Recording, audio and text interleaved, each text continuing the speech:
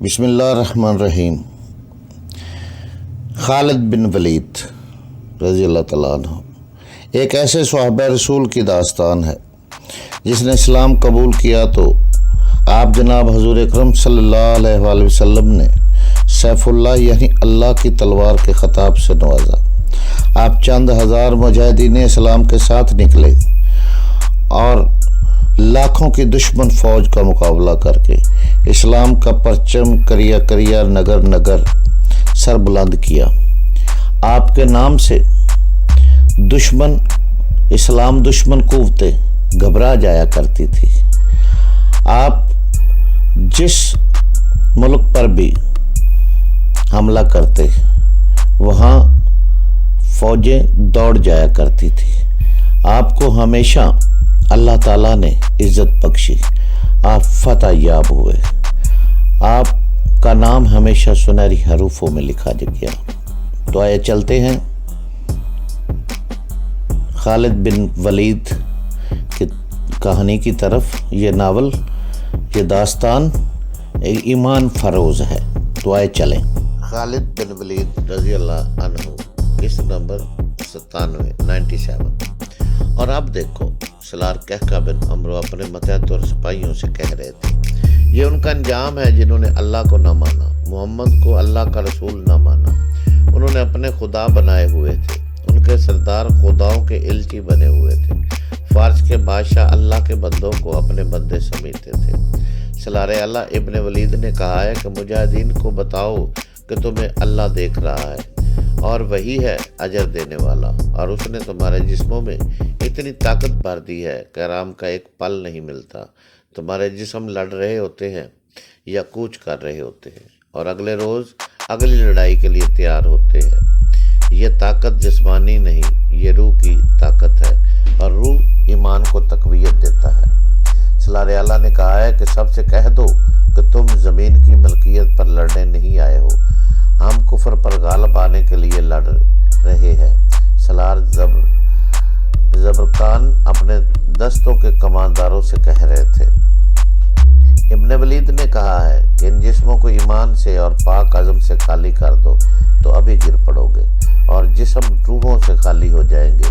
جسم تو وہ لڑائیاں لڑ کر ہی ختم ہو گئے تھے، اب تمہاری روحیں لڑ رہی ہیں۔ سلار عدی بن حاتم بھی اپنے دستوں کے سلار اعلیٰ خالد رضی اللہ عنہ کا یہی پیغام دے رہے تھے۔ سلار عاصم بن عمرو بھی، جو سلار کہکا بن عمرو کے بڑے بھائی تھے، اپنے مجاہدین کے ساتھ یہی باتیں کر رہے تھے۔ خالد رضی اللہ عنہ نے اپنے تمام سلاروں سے کہا تھا، مجاہدین کے جسم لڑنے کے قابل نہیں رہے، اور یہ عزم کی پختگی کا کرشمہ ہے کہ شل اور چور جسموں سے بھی ہر میدان میں یہ تازہ دم ہو جاتے ہیں۔ خالد رضی اللہ عنہ نے سلاروں سے کہا تھا کہ ان کے حوصلے اور جذبے کو قائم رکھنا بہت ضروری ہے، دشمن کے پاؤں اکھڑے ہوئے ہیں۔ خالد رضی اللہ عنہ نے کہا تھا، اسے سنبھلنے کی مہلت مل گئی تو یہ ہمارے لیے خطرناک ثابت ہو سکتی ہے۔ میرے بھی رفیقو، جس طرح اللہ ہمیں فتح پہ فتح عطا کرتا چلا جا رہا ہے، یہ فتوحات بھی خطرناک ثابت ہو سکتی ہے۔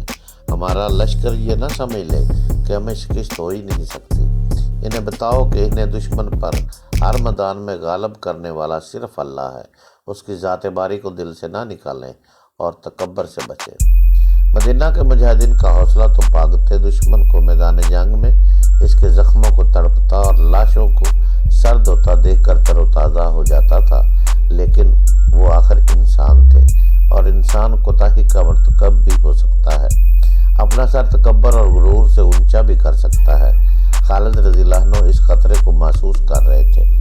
انہوں نے کفار پر اپنی دہشت طاری کر کے انہیں نفسیاتی لحاظ سے بہت کمزور کر دیا تھا، لیکن ان مورخوں کے مطابق جو جنگی امور کو سمجھتے تھے، خالد کو رضی اللہ عنہ کو یہ خطرہ نظر آ رہا تھا کہ ان کی سپاہ اس مقام تک نہ پہنچ جائے جہاں یکے بعد دیگرے کئی فتوحات کے بعد دشمن کے دباؤ سے تھوڑا سا بھی پیچھے ہٹنا پڑے تو سپاہ بالکل ہی پسپا ہو جائے۔ اس خطرے نے انہیں پریشان سا کر دیا۔ انہوں نے یہ سوچا ہی نہیں کہ اپنے لشکر کو آرام کے لیے کچھ دن دے دیں۔ وہ ایسی جنگی چالیں سوچ رہے تھے جن سے دشمن کو بے خبری میں دبوچا جا سکتا ہے۔ ایک چال خالد رضی اللہ عنہ مضی میں آزما چکے تھے، یہ کامیاب رہی۔ یہ تھا شب خون۔ پورے لشکر نے دشمن کی خیمہ گاہ پر حملہ کر دیا تھا، لیکن ضروری نہیں تھا کہ یہ چال ہر بار کامیاب ہوتی، کیونکہ پورے لشکر کو خاموشی سے دشمن کی خیمہ گاہ تک پہنچانا آسان کام نہیں تھا۔ اس وقت دشمن کا لشکر دو مقامات پر جمع تھا، ایک زمیل اور دوسرا تھا شنی۔ انہی دو مقامات کے متعلق اطلاع ملی تھی کہ آتش پرست اور عیسائیوں کے لشکر جمع ہیں۔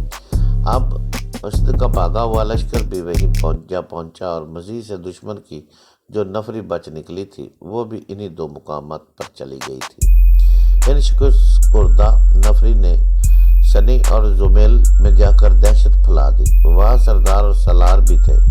انہیں بہت مشکل پیش آئی۔ جذبے کے لحاظ سے لشکر لڑنے کے قابل نہیں تھا، جسمانی لحاظ سے لشکر تازہ دم تھا۔ شنی میں ان کی عورتیں بھی تھیں اور بچے بھی تھے۔ عورتوں نے مردوں کو بزدلی اور بے غیرتی کے طعنے دیے اور انہیں لڑنے کے لیے تیار کیا۔ ان دو مقامات پر جنگ کی تیاریوں کا منظر جنگ جیسا ہی تھا۔ سوار اور پیادے تیز زنی کی مشق صبح سے شام تک کرنے لگے۔ سوار دستوں کو حملہ کرنے اور حملہ روکنے کی مشقیں کرائی جانے لگی۔ اس وقت تک کسریٰ کے سالار اور ان کے اتحادی عیسائیوں کے سردار خالد رضی اللہ عنہ کی جنگی چالیں سمجھ چکے تھے، لیکن چالیں سمجھنے سے کیا ہوتا ہے؟ عیسائیوں کے ایک قبیلے کا سردار ربی کہہ رہا تھا، دل کو ذرا مضبوط کریں تو ان تھوڑے سے مسلمانوں کو کچلنا کوئی مشکل نہیں ہوگا۔ اس کے پاس عیسائیوں کے بڑے سردار عقا بن ابی عقا کا بیٹا بلال بن عقا بیٹھا ہوا تھا۔ عقا بن ابی عقا سرداروں میں سرکردہ سردار تھا۔ اس نے للکار کر کہا تھا کہ وہ خالد رضی اللہ عنہ کا سر کاٹ کر لائے گا اگر عین التمر کے مارکے میں وہ پکڑا گیا۔ اس سے پہلے خالد رضی اللہ عنہ نے قسم کھائی تھی کہ وہ عقا کو زندہ پکڑے گے۔ خالد رضی اللہ عنہ کی قسم پوری ہو گئی اور انہوں نے عقا کا سر اپنی تلوار سے کاٹا تھا۔ بلال عقا کا جوان بیٹا تھا اور اپنے باپ کے خون کا بدلہ لینے آیا تھا۔ ابن بحیر اس نے اپنے سردار ربی کی بات سن کر کہا، میں اپنے باپ کے سر کے بدلے خالد رضی اللہ عنہ کا سر لینے آیا ہوں۔ ایک نہیں، ہم پر ہزاروں سروں کا قرض چڑھ گیا ہے، ربی نے کہا۔ وہ کچھ دیر باتیں کرتے رہے، پھر بلال بن عقا چلا گیا۔ رات کا وقت تھا۔ رات سرد اور تاریک تھی۔ مہینہ نومبر کا تھا اور اسی شام رمضان کا چاند نظر آیا تھا۔ بلال باہر جا کر رک گیا۔ وہ اپنے لشکر کے خیموں سے کچھ دور تھا۔ اسے ایک طرف سے اپنی طرف آتی ہوئی کوئی چیز نظر آئی۔ نیا چاند کبھی کا ڈوب چکا تھا۔ تاریک رات میں چلتے پھرتے انسان متحرک سائے لگتے تھے۔ سایہ جو بلال کی طرف آ رہا تھا قریب آیا تو بلال نے دیکھا کہ وہ کوئی آدمی نہیں، عورت ہے۔ بن عقا عورت نے کہا، میں صاحبہ ہوں، صاحبہ بنت ربی، ذرا رک سکتے ہو میری خاطر؟ او ربی کی بیٹی، بلاول بن عقا نے مسرور لہجے میں کہا، کیا میں ابھی تیرے گھر سے اٹھ کے نہیں آیا؟ لیکن بات جو کہنی ہے وہ میں باپ کے سامنے نہیں کہہ سکتی تھی۔ صالبہ نے کہا، کیا تو نے مجھے اپنے قابل سمجھا ہے؟ بلال نے کہا، بات جو تو کہنا چاہتی ہے وہ پہلے ہی میرے دل میں ہے، غلط نہ سمجھ ابن عقا۔ صاحبہ نے کہا، پہلے میری بات سن لے، مجھے بتا کہ مجھ سے زیادہ خوبصورت لڑکی تو نے کبھی دیکھی ہے؟ نہیں بنت ربیہ، کبھی مدائن گیا ہے تو؟ صاحبہ نے کہا، گیا ہوں، سنا ہے کہ فارس کی لڑکیاں بہت خوبصورت ہوتی ہیں۔ صاحبہ نے کہا، کیا وہ مجھ سے زیادہ خوبصورت ہے؟ کیا یہ اچھا نہیں ہوگا کہ تو وہ بات کہہ دے جو تیرے دل میں ہے؟ بلال نے پوچھا اور کہا، میں نے تجھ سے زیادہ کسی لڑکی کو بھی حسین نہیں سمجھا۔ میں تجھے تیرے باپ سے مانگنا چاہتا تھا۔ میں نہیں جانتا تھا کہ تیرے دل میں پہلے سے میری محبت پیدا ہو چکی ہے۔ محبت تو اب بھی پیدا نہیں ہوئی۔ صاحبہ نے کہا، میں کسی اور کو چاہتی ہوں، آج سے نہیں، اس دن سے چاہتی ہوں، اسے جس دن سے میں نے محسوس کیا ہے کہ میں جوان ہونے لگی ہوں اور جوانی ایک ساتھی کا مطالبہ کرتی ہے۔ پھر مجھے کیا کہنے آئی ہے تو؟ یہ کہ میں نے اسے اپنے قابل سمجھنا چھوڑ دیا ہے۔